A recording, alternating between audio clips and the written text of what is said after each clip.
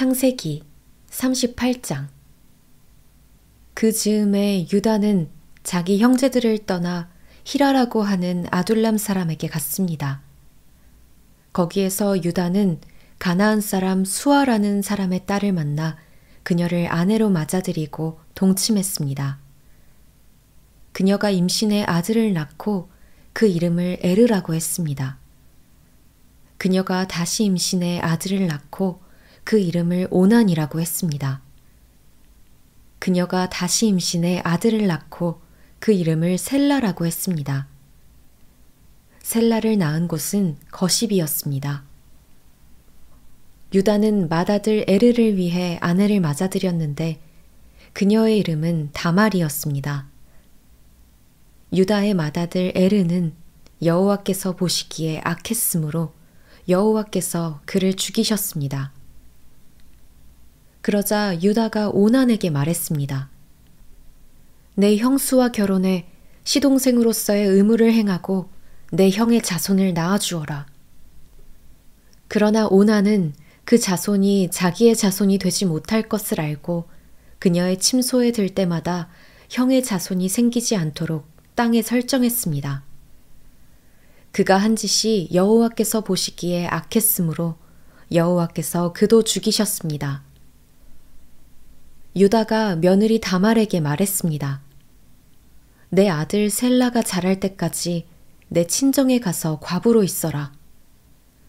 유다는 셀라도 형들처럼 죽게 될지 모르겠다고 생각했습니다. 다말은 친정에 가서 살았습니다. 오랜 세월이 지나 수아의 딸인 유다의 아내가 죽었습니다. 애도하는 기간이 지난 후에 유다는 자기 친구 아둘람의 히라와 함께 자기 양들의 털을 깎는 사람들이 있는 딥나로 갔습니다. 그때 다말이 내 시아버지가 양털을 깎으러 딥나로 오고 있다 라는 말을 들었습니다. 그녀는 과부 옷을 벗고 베일로 얼굴을 가려 변장을 하고는 딥나로 가는 길가에 있는 에나임 입구에 앉아 있었습니다. 셀라가 다 자랐는데도 자기를 셀라의 아내로 주지 않았기 때문이었습니다. 유다는 다말을 보고 그녀가 창녀라고 생각했습니다. 다말이 얼굴을 가리고 있었기 때문이었습니다. 유다가 길에서 벗어나 다말에게 다가가서 내가 너의 침소에 들어가야겠다 라고 말했습니다. 그는 그녀가 자기 며느리인 줄을 몰랐습니다. 다말이 물었습니다. 제게 들어오시는 대가로 제게 무엇을 주시겠습니까? 유다가 말했습니다. 내 가축 가운데 염소 새끼 한 마리를 보내주겠다. 다말이 말했습니다. 그것을 주실 때까지 담보물을 제게 주시겠습니까? 유다가 말했습니다. 담보물로 무엇을 내게 주었으면 하느냐? 다말이 대답했습니다. 가지신 도장과 도장끈, 그리고 손에 갖고 계신 지팡이를 주십시오. 그는 다말에게 그것들을 주고 그녀와 잠자리를 함께 했습니다. 다말이 그로 인해 임신하게 됐습니다. 다말은 일어나서 떠났습니다. 그녀는 베일을 벗고 다시 과부의 옷을 입었습니다. 유다는 그 여자에게 담보물을 되돌려 받으려고 자기 친구인 아둘람 사람 편에 어린 염소를 보냈습니다. 그러나 그는 그 여자를 찾지 못했습니다. 유다의 친구는 그곳 사람들에게 물었습니다. 여기 길가 에나임에 있던 그 창녀가 어디 있습니까? 그들이 말했습니다. 이곳에는 창녀가 없습니다. 그가 유다에게로 돌아가서 말했습니다. 그 여자를 찾지 못했네. 게다가 그곳 사람들이 말하길 이곳에는 창녀가 없습니다. 라고 하더군. 유다가 말했습니다. 그 여자가 가진 것을 갖도록 그냥 놔두세. 그러지 않으면 우리가 웃음거리가 될 테니 말이야. 어쨌든 나는 이 어린 염소를 보냈는데 다만 자네가 찾을 수 없었던 것뿐일세. 석 달쯤 지나서 유다에게 대개 며느리 다말이 창녀짓을 하다가 임신을 했소 라는 소식이 들렸습니다. 유다가 말했습니다. 그녀를 끌어다가 불태워버려라. 그녀는 끌려 나오면서 시아버지에게 전가를 보냈습니다. 저는 이것들의 임자 때문에 임신한 것입니다. 그녀가 다시 말했습니다. 이 도장과 도장끈과 지팡이가 누구 것인지 살펴보십시오. 유다가 그것들을 알아보고 말했습니다. 그녀가 나보다 옳다. 이는 내가 내 아들 셀라를 그녀에게 주지 않아서 그렇게 된 것이다. 유다는 다시는 그녀와 잠자리를 같이 하지 않았습니다. 그녀가 아이를 낳을 때가 됐는데 그녀의 태 속에 쌍둥이가 들어 있었습니다. 그녀가 아이를 낳을 때 한 아이가 손을 밖으로 내밀었습니다. 그래서 산파가 붉은 줄을 그의 손에 묶고 말했습니다. 이 아이가 먼저 나왔습니다. 그러나 그가 손을 다시 들여넣었습니다. 그리고 그의 형제가 먼저 나왔습니다. 산파는 네가 왜 먼저 나오느냐 라고 했고 그의 이름을 베레스라고 지었습니다. 그 다음에야 손에 붉은 줄을 묶은 그 아이가 나와서 그 이름을 세라라고 지었습니다. 창세기 39장. 한편 요셉은 이집트로 끌려갔습니다. 보디발이 요셉을 그곳으로 끌고 간 이스마엘 사람들로부터 요셉을 샀습니다. 보디발은 이집트 사람이며 바로의 신하인 경호대장이었습니다. 여호와께서 요셉과 함께 하심으로 요셉은 형통하게 됐습니다. 요셉은 이집트 사람인 주인의 집에 머물렀습니다. 요셉의 주인은 여호와께서 그와 함께 하시고 그가 하는 일마다 여호와께서 잘되게 해주시는 것을 보았습니다. 요셉은 주인의 눈에 들어 가까이서 그를 섬기게 됐습니다.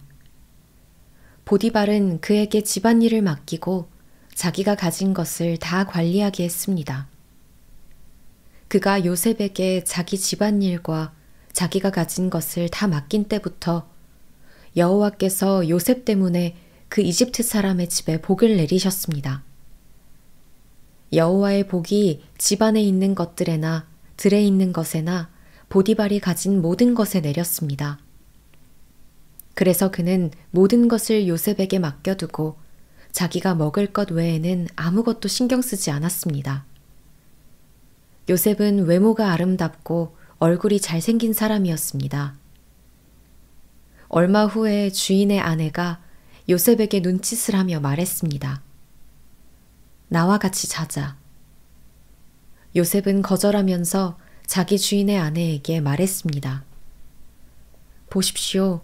주인께서는 집안에 있는 것들에 대해 제게 전혀 간섭하지 않으시고 자신이 가진 모든 것을 제게 맡기셨습니다. 이 집에서 저보다 큰 사람이 없습니다.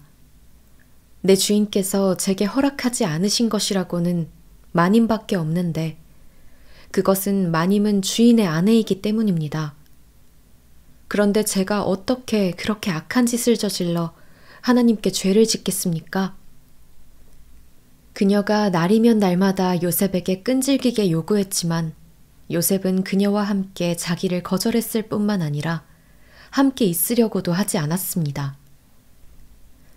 그러던 어느 날 그가 일을 하러 집 안으로 들어갔는데 마침 집안에 그 집 하인들이 아무도 없었습니다. 주인의 아내가 요셉의 옷자락을 붙잡고 말했습니다. 나와 같이 자자.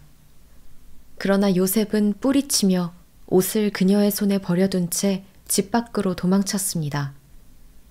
그녀는 요셉이 겉옷을 자기 손에 버려둔 채 집 밖으로 도망친 것을 보고 집에서 일하는 하인들을 불러 말했습니다. 보라, 주인께서 우리를 웃음거리로 만들려고 이 히브리 사람을 데려왔나 보구나. 이 사람이 내게로 와서 나를 덮치려고 해서 내가 큰 소리를 질렀다. 내가 목소리를 높여 고함치니까 그가 옷을 내 옆에 버려둔 채 집 밖으로 도망쳤다. 그녀는 주인이 집에 돌아올 때까지 그 옷을 곁에 두고 있다가 그에게 이 일들에 대해서 말했습니다. 당신이 우리에게 데려온 저 히브리 종이 저를 희롱하려고 제게로 들어왔습니다. 그런데 제가 고함치는 소리를 듣자 자기 옷을 나한테 버려두고 집 밖으로 도망쳤습니다. 그의 아내가 당신의 종이 내게 이런 짓을 했습니다. 라고 말하는 것을 듣자 주인은 크게 분노했습니다. 요셉의 주인은 요셉을 데려다가 왕의 죄수를 가두는 감옥에 집어넣었습니다. 요셉은 감옥에 갇혔습니다. 그러나 여호와께서 요셉과 함께 하셨고 그에게 자비를 베푸셔서 요셉을 간수의 마음에 들게 하셨습니다. 간수는 요셉에게 감옥에 있는 모든 사람들과 거기에서 이루어지는 모든 일들을 다 맡겼습니다. 간수는 요셉이 맡은 모든 것에 대해 조금도 간섭하지 않았습니다. 이는 여호와께서 요셉과 함께 하셔서 그가 하는 일마다 형통하게 하셨기 때문입니다. 창세기 40장. 얼마 후 이집트 왕의 술 맡은 관원장과 빵 굽는 관원장이 그 주인인 이집트 왕에게 잘못을 저질렀습니다. 바로는 그의 두 신하, 곧 술 맡은 관원장과 빵 굽는 관원장에게 진노했습니다. 바로는 그들을 경호대장의 집에 있는 감옥에 가두었는데 그곳은 요셉이 갇혀 있는 감옥이었습니다. 경호대장은 요셉에게 명령해서 두 신하를 시중들게 했습니다. 그들이 얼마 동안 감옥에 갇혀 있었습니다. 감옥에 갇혀 있는 이 두 사람, 곧 이집트 왕의 술 맡은 관원장과 빵 굽는 관원장이 꿈을 꾸게 됐습니다. 각자 같은 날 밤에 꿈을 꾸었는데 그 내용이 서로 달랐습니다. 다음 날 아침 요셉이 그들에게 왔을 때 그들이 침울해 있는 것을 발견했습니다. 요셉은 자기 주인의 집에 함께 갇혀 있는 바로의 신하들에게 물었습니다. 오늘은 두 분의 얼굴빛이 왜 그리 안 좋으십니까? 그들이 대답했습니다. 우리가 꿈을 꾸었는데 꿈을 풀이해 줄 사람이 없구나. 요셉이 그들에게 말했습니다.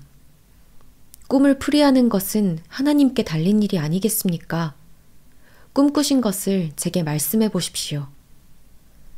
술 맡은 관원장이 요셉에게 자기가 꾼 꿈 이야기를 했습니다. 꿈속에서 내 앞에 포도나무가 하나 있는 것을 보았네. 그 나무에 가지가 셋 달렸는데 싹이 돋고 곧 꽃이 피더니 금세 포도송이가 열리는 것이었네. 내 손에 바로의 잔이 들려있기에 내가 포도를 따서 바로의 잔에 짜 넣었네. 그리고 그것을 바로께 드렸네. 요셉이 말했습니다. 이 꿈은 이런 뜻입니다. 가지 셋은 3일입니다. 3일 안에 바로께서 관원장님을 풀어주시고 관원장님의 지위를 회복시켜 주실 것입니다. 관원장님이 전에 바로의 술 맡은 관원장이셨을 때 하던 대로 바로의 손에 잔을 올려드리게 될 것입니다. 일이 잘 풀리면 저를 기억하시겠다고 약속해 주십시오. 제게 은혜를 베풀어 바로께 제 이야기를 하셔서 저를 이 감옥에서 내보내 주십시오. 저는 히브리 땅에서 끌려왔는데 여기에서 감옥에 갇힐 만한 일은 결코 하지 않았습니다. 요셉의 꿈풀이가 좋은 것을 보고 빵 굽는 관원장도 요셉에게 말했습니다. 나도 꿈을 꾸었는데 보니까 내 머리 위에 빵 바구니 3개가 있었네. 맨 위에 있는 바구니에 바로께 드릴 온갖 구운 빵들이 있었는데 새들이 내 머리 위에 있는 그 바구니의 빵을 먹어버렸네. 요셉이 말했습니다. 그 꿈은 이런 뜻입니다. 새 바구니는 3일입니다. 3일 안에 바로께서 관원장님의 목을 베고 몸을 나무에 매달 것입니다. 그러면 새들이 관원장님의 살을 뜯어먹을 것입니다. 그 3일째 되는 날은 바로의 생일이었습니다. 바로는 모든 신하들을 불러 잔치를 베풀었습니다. 바로는 그의 신하들 앞에서 술 맡은 관원장과 빵 굽는 관원장을 불러들였습니다. 바로는 술 맡은 관원장을 원래의 직위로 복귀시켜 그가 바로에게 잔을 바치게 했습니다. 그러나 바로는 빵 굽는 관원장의 목을 매달았습니다. 요셉이 그들에게 꿈을 풀어준 대로였습니다. 하지만 술 맡은 관원장은 요셉을 기억하지 않고 잊어버렸습니다.